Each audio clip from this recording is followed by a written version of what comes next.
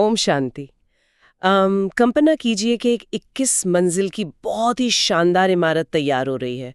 उसका top floor बहुत खूबसूरत है, डिज़ाइन एकदम कमाल का है, लेकिन सबसे नीचे नींव में कंक्रीट डालना ही कोई भूल गया। अरे बिना नींव के तो वो पूरी इमारत किसी काम की नहीं रहेगी। वही तो, सुनने में बड़ा अजीब लगता है ना।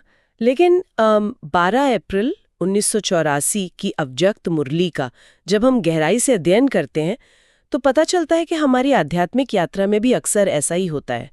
आज के इस रूहानी चिंतन का मुख्य विषय है पवित्रता के महत्व को जानो, जहां बाबा ने पवित्रता को ही हमारे ब्राह्मण जीवन का फाउंडेशन बताया है। ओम शांति। बिल्कुल सही कहा। और आज हमारा लक्ष्य सिर्फ मुरली के शब्दों को पढ़ना नहीं है, बल्कि उस गहरे मैकेनिज्म को समझना है कि कैसे यह नींव हमारे पुरुषार्थ को सच में अचल बनाती है। जी। क्योंकि अगर पवित्रता की शक्ति का वो फाउंडेशन ही कमजोर है ना, तो हम केवल ज्ञान पर चर्चा करने वाले एक ज्ञानी भक्त बनकर रह जाते हैं। ज्ञानी भक्त मतलब जिन्हें समझ तो पूरी है, लेकिन जीवन में वो महान प्राप्तियां या धारणा नहीं है। हाँ बिल्कुल, थ्योरी सब पता है पर प्रैक्टिकल अनुभव गायब है। लेकिन एक बात सोचिए, कोई भी इमारत रातों रात तो नहीं गिरती ना। मतलब नींव में दरारें बहुत धीरे धीरे और एकदम अदृश्य रूप से आती हैं। और आज की मुरली में इस दरार का कनेक्शन खास तौर पर सेवा से जोड़ा गया है। जी, सेवा और जो सूक्ष्म आकर्षण होते हैं उनसे। हाँ, कई बार सेवा करते हुए जब निमित्त आत्माओं से कोई प्रभाव पैदा होता है तो हमारा दिमाग खुद को कितनी आसानी से समझा लेता है कि यह पवित्रता नहीं है, ये तो बस सेवा का साधन है, या फिर मैं थोड़ी कर रही हूँ, ये कर रहे हैं। यही तो सबसे बड़ा मनोवैज्ञानिक धोखा है। हम उस छोटे से अल्पकाल के प्रभाव को अपनी आध्यात्मिक प्रगति मान बैठते हैं, और मुरली के अनुसार इसे ही अलबेलापन कहा गया है। अलबेलापन। जी, जब मन किसी भी आत्मा से प्रभावित होता है ना, तो उसका सीधा सा अर्थ है शिव बाबा से कनेक्शन का टूटना। बाबा बहुत स्पष्ट चेतावनी देते हैं कि जो आत्माएं बहाने बनाते हैं उन्हें बाबा धर्मराज के रूप में मिलते हैं, और वहां कोई रहम नहीं होता। एक मिनट, ये जो धर्मराज वाला कॉन्सेप्ट है, ये थोड़ा कठोर नहीं लगता सुनने में? मेरा मतलब है, एक तरफ हम परमात्मा को रहमदिल कहते हैं और दूसरी तरफ धर्मराज का रूप जहां कोई रहम नहीं। ये विरोधाभास क्यों? ये कोई विरोधाभास नहीं है, ये तो एक बहुत ही सीधा सा आध्यात्मिक नियम है। बाबा मुरली में कहते हैं कि जहां पाप है वहां बाप नहीं। अच्छा, जहां पाप है वहां बाप नहीं। बिल्कुल।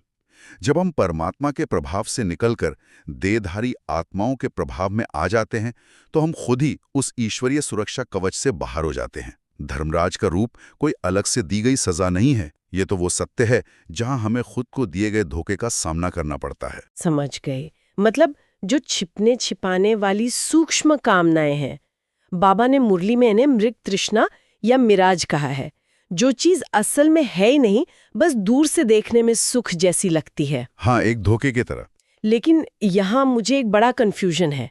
इन सूक्ष्म कामनाओं को नष्ट करने के लिए मुरली में काली रूप धारण करने को कहा गया है। अब अगर हमारा लक्ष्य शांति और पवित्रता है तो ये विकराल रूप अपनाना तो पूरी तरह से उल्टा हुआ ना? ये बहुत ही दिलचस्प सवाल है। देखिए, यहाँ काली रूप का मतलब किसी और पर क्रोध करना या किसी से कड़वा बोलना बिल्कुल भी नहीं है। तो फिर इसका क्या अर्थ है? इसका असली अर्थ है स्वयं की कमजोरियों के प्रति एक स्ट्रिक्ट बाउंड्री सेट करना, एक नो टॉलरेंस पॉलिसी। होता क्या है कि हम अक्सर खुद के प्रति बहुत ढीले हो जाते हैं। हम सोचते हैं कि चलो थोड़ा सा ही तो है, धीरे धीरे ठीक हो जाएगा। हाँ, ये बहुत आम बात है। हम खुद को ही कंफर्ट जोन में डाल देते हैं। बिल्कुल। और ये मृग तृष्णा हमारे ही दिमाग का बुना हुआ एक जाल है। इसी भ्रम को तोड़ने के लिए हमें अपनी ही कमजोरियों और अपने विकर्मों के प्रति वो विकराल मतलब काली रूप चाहिए। ये बाहर का नहीं, बल्कि एक आंतरिक शक्ति है। क्या बात है! मतलब बाहर से एकदम शांत फरिश्ता, लेकिन अंदर से अपनी कमजोरियों के लिए एकदम सख्त। जी।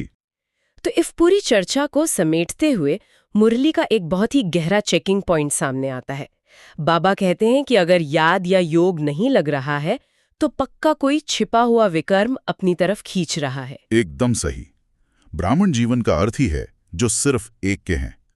अगर बुद्धि सचमुच पूरी तरह से एक की है तो वो कहीं और भटक ही नहीं सकती। योग का ना लगना कोई छोटी बात नहीं है, ये एक अलार्म है। ये बताता है कि हमारे फाउंडेशन में कहीं ना कहीं सूक्ष्म लीकेज हो रहा है। ये सच में अपनी आध्यात्मिक स्थिति नापने का एक बहुत ही सटीक थर्मोमीटर है। तो आज एकांत में बैठकर सिर्फ ये जांचने का समय है कि ऐसी कौन सी सूक्ष्म कामना या प्रभाव है जो हमारे योग की स्थिति में एक अदृश्य विघ्न डाल रहा है। उस मृग तृष्णा को पहचानना और मिटाना ही अचल पुरुषार्थ का पहला कदम है। इसी रूहानी चिंतन के साथ ओम शांति। ओम शांति।